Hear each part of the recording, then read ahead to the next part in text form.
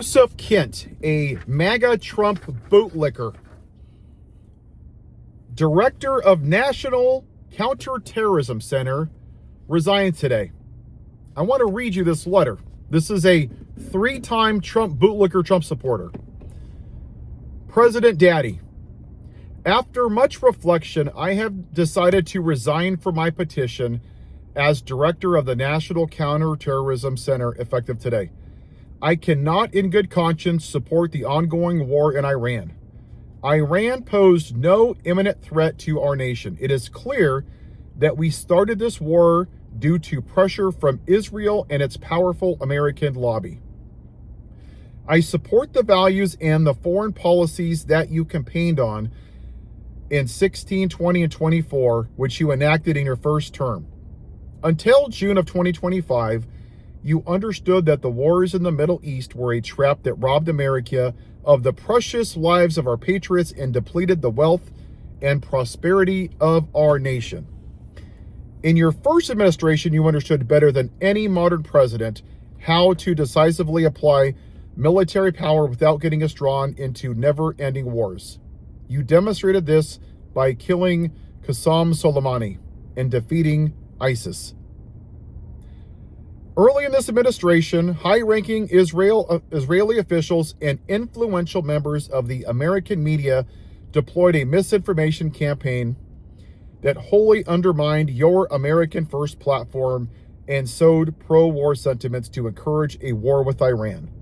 This echo chamber war used to deceive you into believing that Iran posed an imminent threat to the United States and that you should strike now. There was a clear path to a swift victory.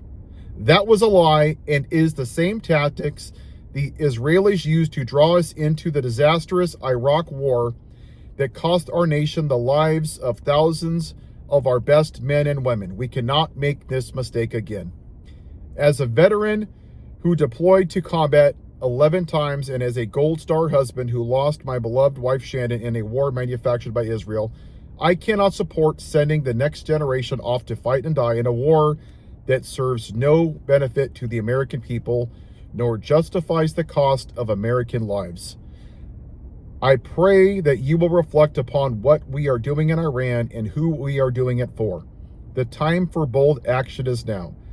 You can reverse course and chart a new path for our nation, or you can allow us to slip further toward decline and chaos. You hold the cards. Truly, bootlicker Kent Joseph. See, 2 things can be true. I can appreciate his service and the loss of his wife, which is atrocious and it is horrible. But at the same time, you voted for a fucking rapist. You voted for a convicted felon. You voted for a man who was on the Epstein list over 30,000 times and is actively protecting child molesters. You voted for a man that didn't rent to fucking black people, who asked for the execution of 5 black men, who questioned the birth of Barack Obama. So this is horseshit, because you served 11 tours, which we all appreciate, but that doesn't mean you get a free slate from fucking being criticized for going along with this after January goddamn 6th. 5 officers died after January 6th. 4 of them took their lives the following year.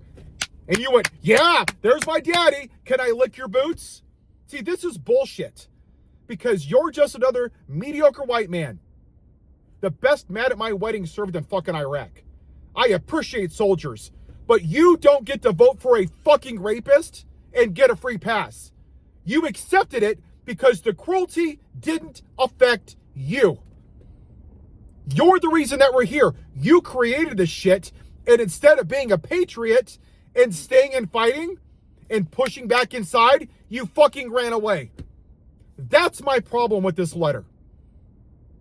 But in addition to that, he's not wrong.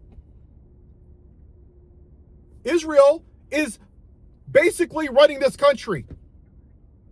There is some semblance of stupid, fake white Christians that read something in the Bible, which I read, and somehow, no matter what Israel does, we do whatever they say. Yes, Daddy. Yes, Netanyahu. Whatever you say. Bomb Israel, bomb Iraq. Sure, yes, whatever you say. Do it all. And we're sending our troops to die because of a stupid-ass war.